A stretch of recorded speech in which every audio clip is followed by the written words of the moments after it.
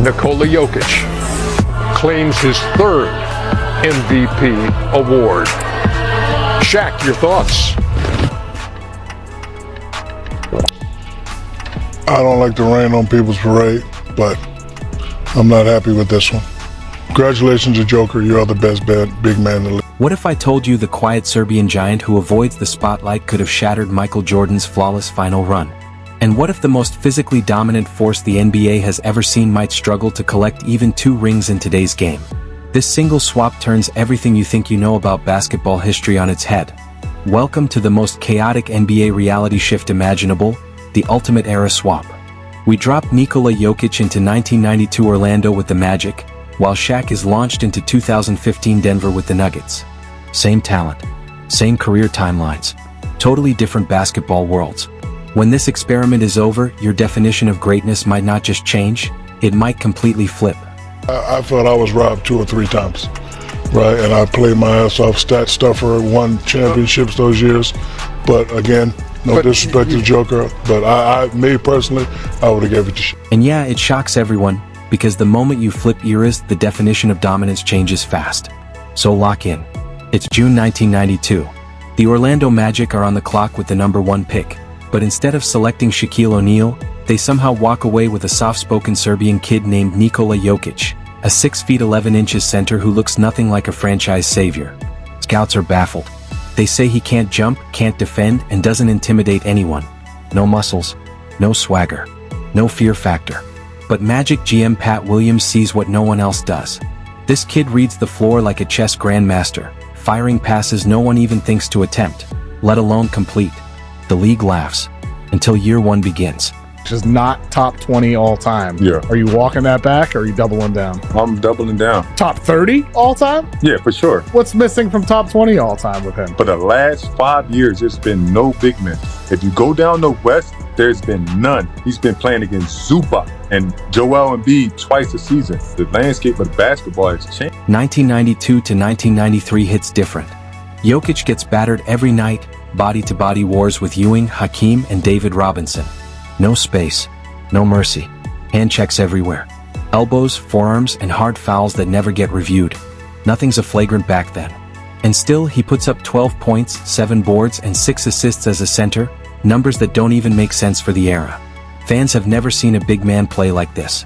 The critics keep calling him soft, but coaches are starting to notice something wild. Whenever Jokić runs the offense, the Magic don't just score, they snap into focus. The ball moves cleaner. The floor opens up. Everything suddenly looks intentional. I'm gonna teach you how to shoot. He's not 7 foot, I'm a 7. You cannot shoot like him. You made a shot. I made what? Bang? It's open, but I made it. I don't care. I don't care. By years 2 and 3, from 1993 to 1995, Jokić adds real muscle. He's still taking hits, but now he's carving defenses apart like it's routine. With Penny Hardaway next to him, the Magic become the most creative, unpredictable offense in the league. They're running pick and rolls and dribble handoffs that don't even have names yet. Defenses are confused. Rotations are late. The league is playing checkers while Orlando is already playing chess. But there's one massive problem. Michael Jordan's Bulls are waiting in the shadows. Now flip the timeline. It's 2015. The Denver Nuggets land a physical monster named Shaquille O'Neal. Only one issue, the game has evolved. Teams are bombing threes. Spacing is stretched to the logo. The paint is empty. And Shaq walks into a league that suddenly doesn't bend to his style anymore. But I'm disappointed in his career because I think he left a lot out. He didn't take it serious enough. He didn't get himself in the best physical condition that he needed to be in year and year out. From 2015 to 2017, Shaq still owns the paint. When he actually gets the ball, it's an easy 20 and 10, no question. But defenses treat him like a walking trap, sagging off and daring him to live at the free throw line. Hack-a-Shaq isn't a late-game strategy anymore. It's the entire scouting report. Spacing? Forget it. With Shaq parked in the lane, the Nuggets are playing 4-on-5 whenever he's not dunking. And while Denver grinds, the Warriors are lapping the league. Steph and Klay are pulling from everywhere, raining threes, bending defenses to the breaking point, while Shaq is stuck chasing motion, switches, and shooters he was never meant to guard. Question here. Let's see how you can answer this. Who would Shaq be if he had your work ethic? He'd be the greatest of all time. If Shaq had your work, He'd be the greatest of all time. By a mile. Stan Van Gundy's old warning starts to feel prophetic. Shaq simply wouldn't survive guarding pick and rolls in this era. Every switch burns him. Every pull-up punishes him. Teams hunt him possession after possession. Now jump back that it's the 1995 Eastern Conference Finals, Magic versus Bulls. Jokic is now a two-time All-Star, stronger, smarter, and fully in control. His playmaking is untouchable. He's not just reacting anymore. He's dictating everything. Giannis, Embiid, Joker. Of those three, who is the toughest to guard? Joker. With Greek, it's like people playing them to try to get him to shoot. If Giannis is pulling up from anywhere on the floor, we feel like we won that possession. Game 4. Series tied 2-2. Jordan is fully locked in. But Jokic pulls off something nobody's ready for. He runs a tight dribble handoff with Penny. The Bulls collapse. The floor suddenly cracks wide open. Jokic fires a no-look laser to Dennis Scott in the corner. Boom. 3. The Magic steal the game and the building detonates. Jordan is livid, barking at the refs, snapping at Phil Jackson, pacing like a storm about to break.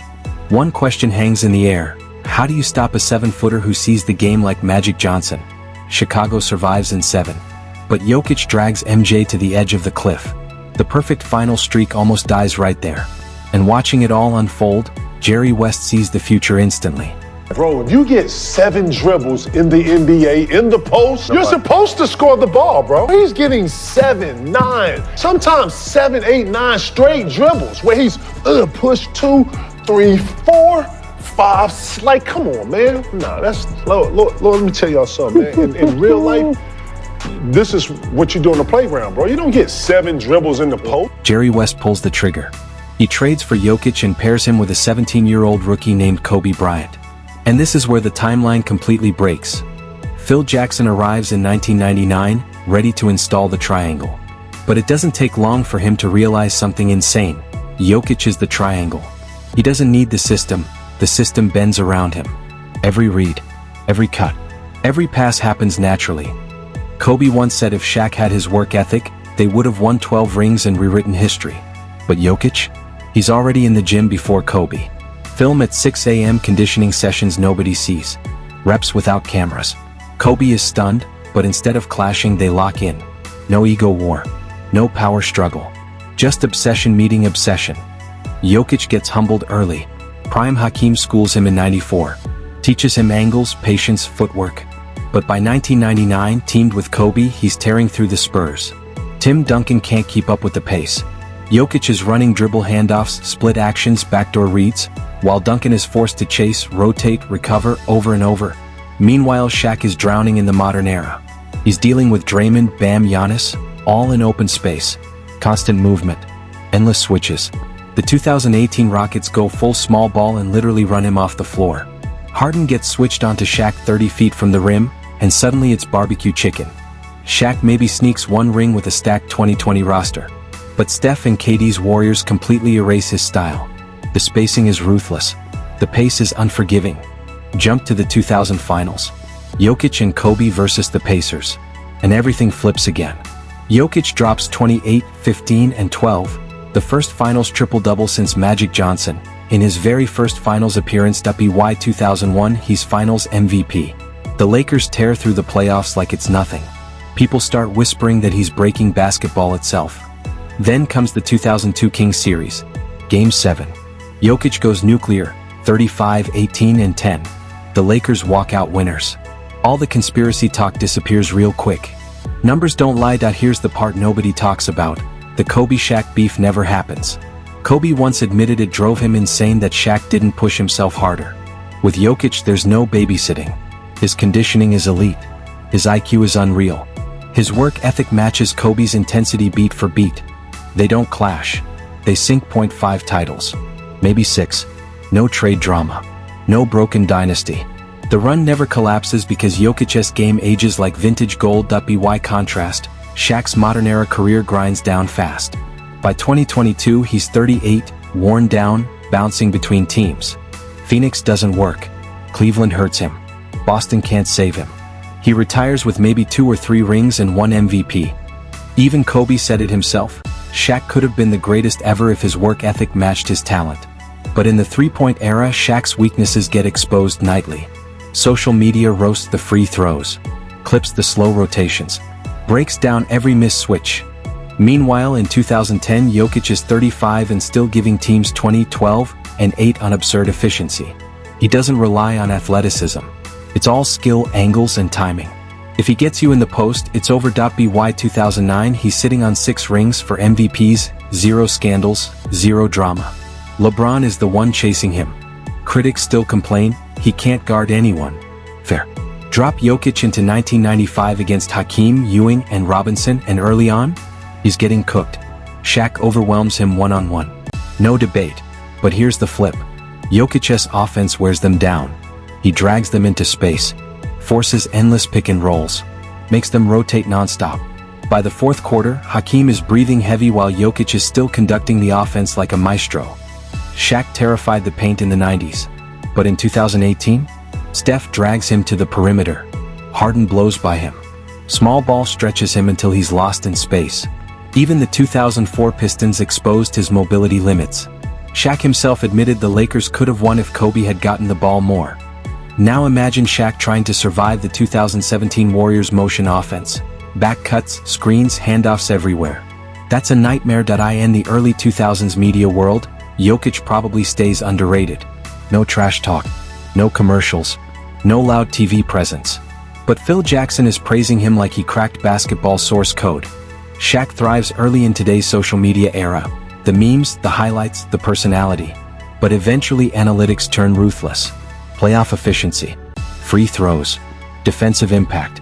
Everything gets dissected. And remember, Shaq once told Jokic he didn't deserve his MVPs. Now imagine the accolades flipped. Here's the real separator. Jokic elevates everyone. Penny becomes All-NBA yearly. Kobe becomes unstoppable. Shaq needed elite guards to unlock championships. Without Kobe or Wade, the rings don't stack. Drop Shaq into Denver with Jamal Murray and Aaron Gordon.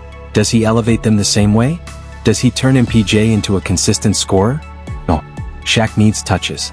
Jokic creates touches. Rick Barry once called Shaq's free throw shooting inexcusable. He wasn't wrong. In tight moments, Shaq is a target. Jokic is ice cold. So flip eras cleanly. Jokic walks out with 6 championships and 4 MVPs, locked top 5 center forever. Shaq maybe gets 2 rings, 1 MVP, a shorter prime. Still iconic. Still great. But closer to top 20 than top 10. So here's the real question.